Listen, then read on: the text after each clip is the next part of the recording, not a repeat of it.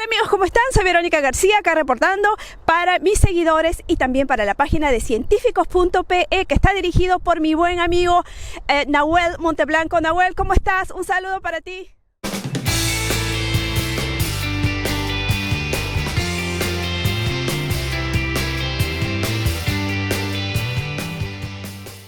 Hoy me encuentro en un lugar especial, el Observatorio de Dunsink. Este observatorio fue creado a finales del siglo XVII y se encuentra ubicado en el pueblo del mismo nombre, Dunsink, que está cerca a la ciudad de Dublín, en la República de Irlanda. The Dunsink Observatory is organizing a festival, the SolarFest.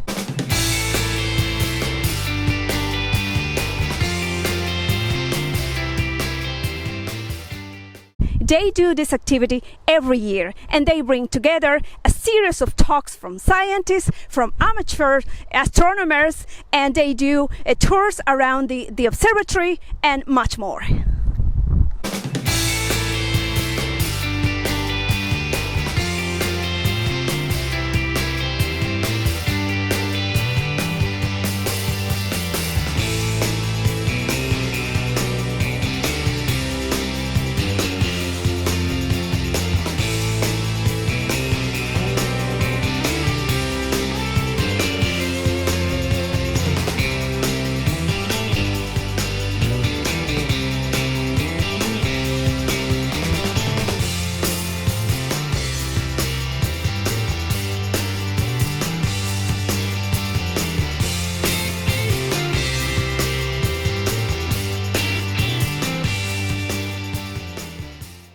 Today I'll be interviewing a few astronomers, and one of them is Terry Moseley.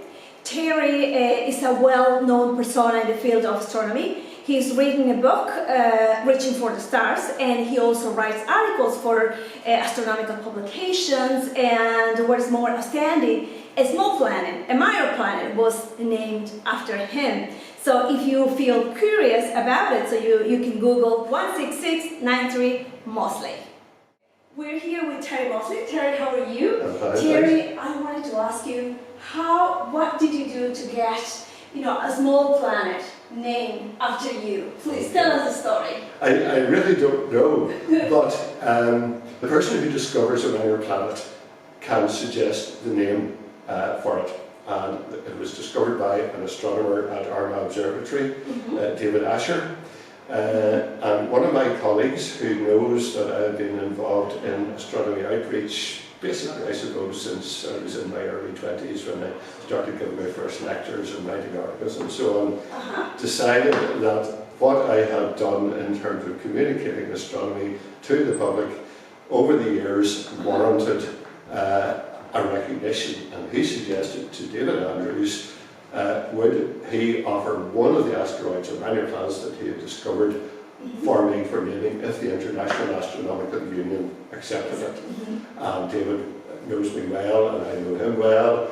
He's a professional astronomer. I'm nowhere near in his league, but he knows that I do a lot of work like this. So he gladly agreed, and he and the friend who suggested it, John McConnell, put forward a submission. I think it was approved also by the director of Armagh Observatory at the time, Mark Bailey. That was sent to the International Astronomical Union, and they looked at basically what's my CV, and they approved it. So I had that. It came totally out of the blue. Exactly, it's such an honor to have a planet named after you. A very minor one. Well, yeah, but still. So it's 16693, so it was the 16,993rd asteroid to be discovered, so it's not like the big ones. But it's an honour from your peers, and that is more important than anything. When I saw that in the program, I said, no, I have to meet this person, he's a very special one. No. There'll be other people here, I think, who have minor planets doing that. And also you are a science communicator, which is great. I'd like to attend one of your talks. Well, I'll see you tonight. Great. It's a very popular talk because they're usually families with younger kids. Mind you, it's the young kids that ask the really interesting questions. So the other thing I wanted to ask you is about you know, the medal you got from the English monarchy. Yeah. So working for astronomy. Again, for astronomy outreach. It's not a very prestigious one. It's nowhere near as it is a very prestigious one. But again, no, you're not told who nominates you for that award. Okay. It's the nomination comes from somebody, and it's sent to somebody in the cabinet office in London, and they again review what has been said about you, and they decide to either approve it or not. And it was approved. I have my suspicions that it was the director of our observatory, Mark Bailey, but he will neither confirm nor deny that he nominated me. So I don't know. Great, such an honour. So Terry, I just want to thank you very much for talking to me, and it was a pleasure, and I will be attending your talk tonight. I look forward to very seeing you. nice Okay. meeting you. Thank So you. I'll see you soon. All the best. Thank you, Terry. Bye-bye. Thanks very much. I'm here now with Michael. Michael is a member of the IFAS, and hello, Michael. I would like to ask you about your experience. You are an amateur astronomer, so tell us your experience about it. Well, I suppose I would have started off growing up as a kid on a farm down in Kerry, and between studying the likes of maths and physics at school and having a very clear night sky to look at, provided a great opportunity to learn a bit more about the night sky and our place in the solar system. So do you have your own telescope? I have my own telescope at home. And can you describe your telescope? I mean, the first one, the one you had it. The first one was a small telescope about 115 millimeters in diameter, and it was just when you're starting off, you just want to buy something small, and obviously it can get quite expensive as you go further on. Exactly. And it was just helped you get into the hobby, basically, and just get started. And did your parents encourage you to go through? Yes, I would have had, I suppose, living at home on the farm, and I would have been out observing at night, etc. How about, you know, students, kids out there that want to get involved in astronomy? What would you say to them according to your experience? Well, I suppose there's lots of online resources now, the likes of Facebook, etc. But there's nothing quite like looking at the night sky in person. You can do all the looking at on the screen if you want. But it's going to the likes of a local club. IFAS, which is the Irish Federation of Astronomical Societies, has lots of clubs across the country. It's an umbrella organisation for the clubs so that they can try and pull their resources together. So the website is irishastronomy.org, and if you look there, you can actually see where all the clubs are located. And they have regular meetings, so any member of the public can pop along and chat to people, and they have observing nights as well, where they can look. The members are more than happy to share their telescopes and to bring new people into the hobby. And so before people go spending money, they can just meet up with their local club and get the experience at first. I'm here with Brian McGowan. Hi Brian, how are you? Brian is currently the chairperson of the Galway Astronomy Club. He's the founder and resident lecturer of the Renmore History Society, and he's amateur astronomer since the age of 15. So Brian, I wanted to ask you, how did your passion for astronomy began? Well, I think it began with a general interest in the topic, and then, like most people of my generation, I think I was inspired by Patrick Moore. Patrick Moore was in his heyday at the time, and he was a great communicator of science and a great communicator, I suppose, of his enthusiasm for the subject. So, listened to a few programs, read a few books, and I think, as anybody will tell you, once you've read one or two of Patrick's books, that's it, you're hooked. Did you just become engaged forever? Yeah, absolutely. His enthusiasm was infectious. And tell me, how did you begin? Did you buy a telescope, or did you have binoculars? No, I went into the local toy shop and I bought a horrendously cheap telescope. And actually, when I look back on it now, I cringe. But I suppose that's an indication of the fact that you don't need horrendously expensive equipment to do it. You know, what you need is a bit of knowledge and a bit of enthusiasm, and even an ordinary pair of binoculars would be great to start off with. And because women end up buying the wrong thing? Or? It's very easy to do it, yeah. And I mean, astronomy can be expensive to break into, but it's usually, if you buy wisely, you only need to buy once. And you know, a good quality telescope can be expensive, but if you take your time and research it and find your own level and find your own interest, and then buy the telescope, you'll find that you only ever need to buy one, and you never need to buy another one. So yeah, I think it's what I learned from that was that you can do very enjoyable astronomy, and you can learn a lot with very, very basic equipment, very cheap equipment. And it's through after that learning process, and after you've like I said, you found your own particular interest, then you can go out and you can invest in the more expensive equipment. Brian, based on the presentation this morning, which was great, I never couldn't actually understand with the relative theories. It was kind of hard for me to get it, but this morning it was just great. I couldn't get every single detail. So what I wanted to ask you is, you are a good science communicator, so can you please give us some tips? Me and Hanna, we're science communicator, we're trying to get that level. Yeah, I think, well, as I said this morning, my watchword is always quotation from Einstein, that when you're explaining a complicated concept, you should make it as simple as possible, but no simpler. So I think the key to it is, from my perspective, is to strip away a lot of the unnecessary complications and try to identify, well, what are the core things that people need to take away from this. And I think you need to have uppermost in your mind what you're trying to achieve. And I wasn't trying to send anybody away today with a foundation course in physics. You know, that's not possible in 45 minutes.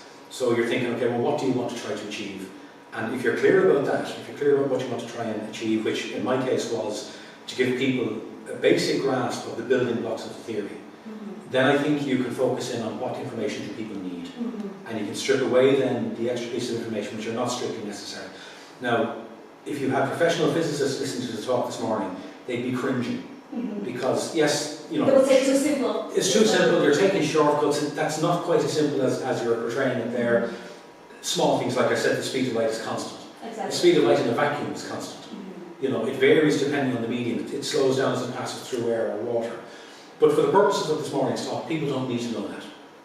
The speed of light is constant, is enough for people to grasp the principles that we're trying to get to. So I think it's a case of being clear about what it is you're trying to achieve, stripping away the unnecessary complications, making it simple enough so that people can grasp the essentials, but not so simple that you're missing some of the important elements.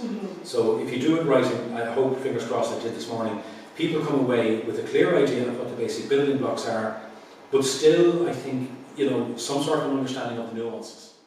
I just wanted to ask as well, if people want to read more about you, and do you have a website? We do, yeah, called astronomiclub.ie, and we also have a Facebook page. So if they want to, and if they go onto the Facebook page, what we do is every Friday we have a nice dark sky site in Galway, and that's open to the public. We do public viewing sessions every Friday, and there'll be different people there with different types of scopes, and we're always encouraging people to come along. So if people kind of keep an eye on our Facebook page, and we post updates there when we're holding public sessions or when we're holding talks or whatever. But galwayastronomiclub.ie for the website, and then just do a search for Galway Astronomy Club on Facebook. Okay, Brian, thank you very much for Thank you today, so My I'll pleasure. see you soon. Thank you very much. Bye.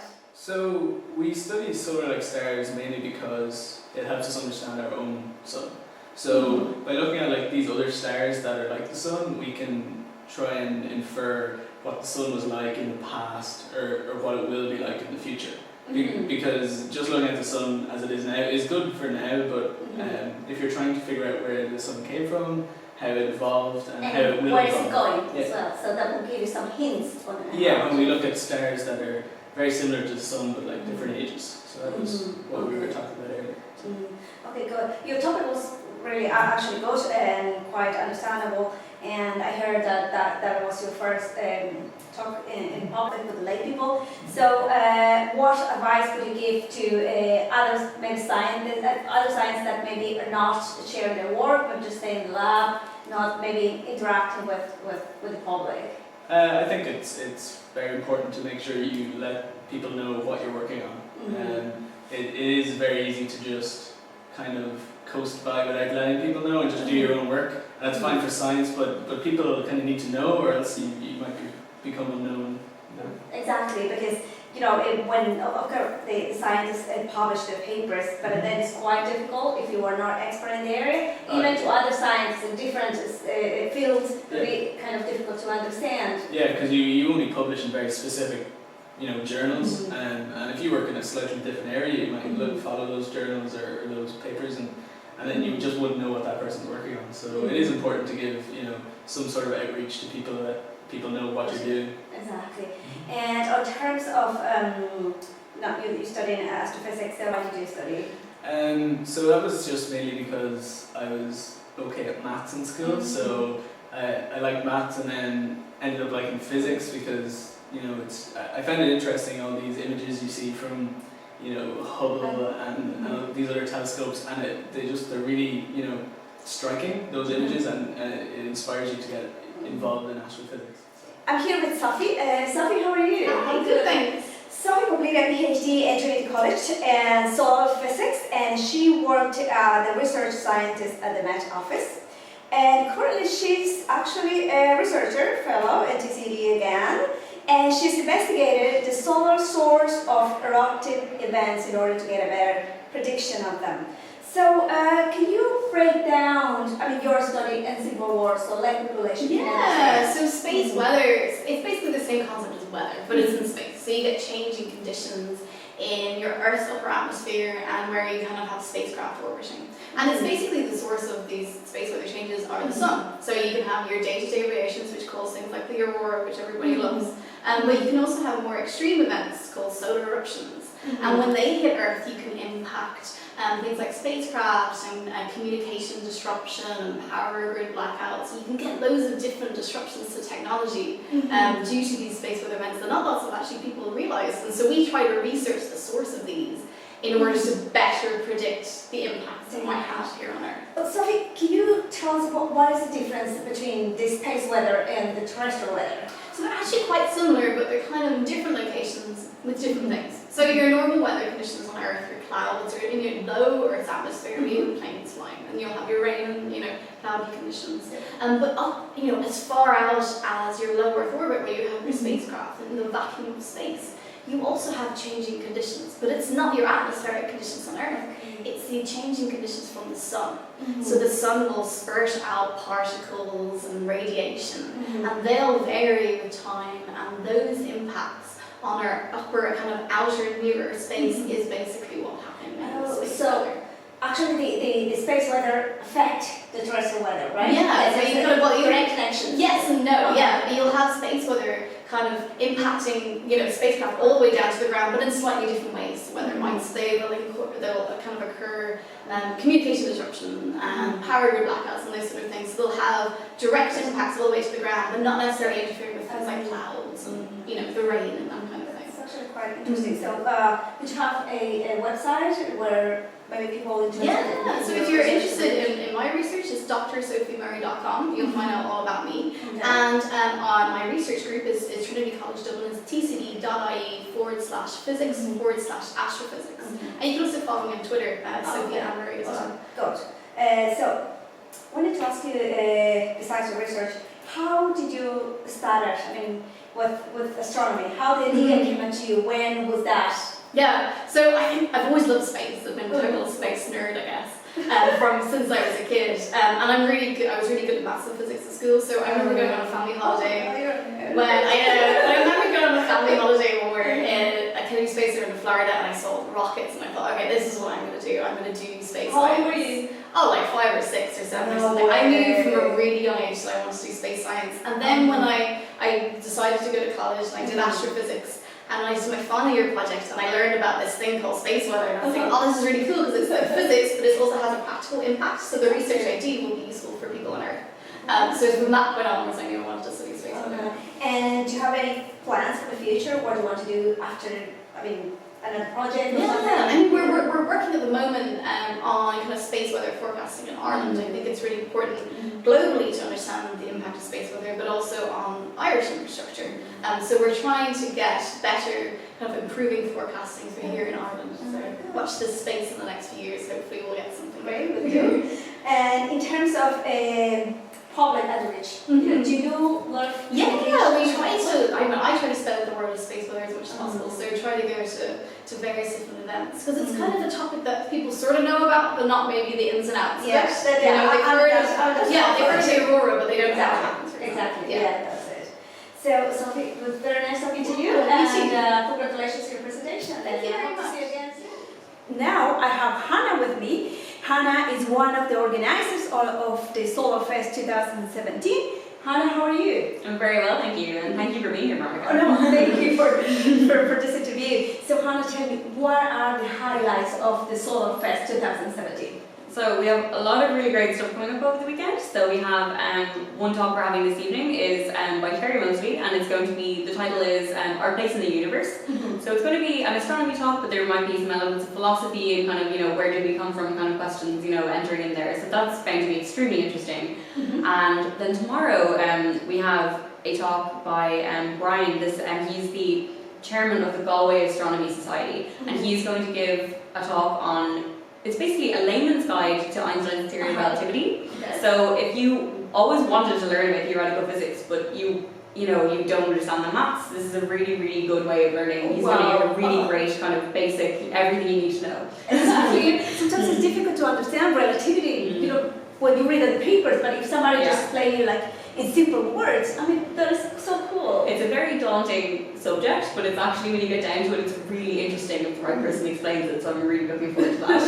And another really interesting talk we have is by Sophie Murray. So she's going to be talking about the weather in space, which is going to be really interesting. It's a topic I don't know anything about. I'm very excited for it. Neither do I. And I mean, there's going to be a family day on Sunday, so there's going to be a lot of kids out here. We're going to be hopefully getting out the telescopes, fingers crossed the weather keeps up, and we can actually see the sun. Always a bit of a problem in Ireland. But so we're gonna have tours of the observatory as well, and we'll go into a bit of the history of Dunsink. So it seems there's a lot of fun here, right? And it's 3 days. Yeah, 3 days long. Yeah. Okay, good. So Hanna, thanks very, very much for Thank your you. time. So Perfect. Thank you, I'll see you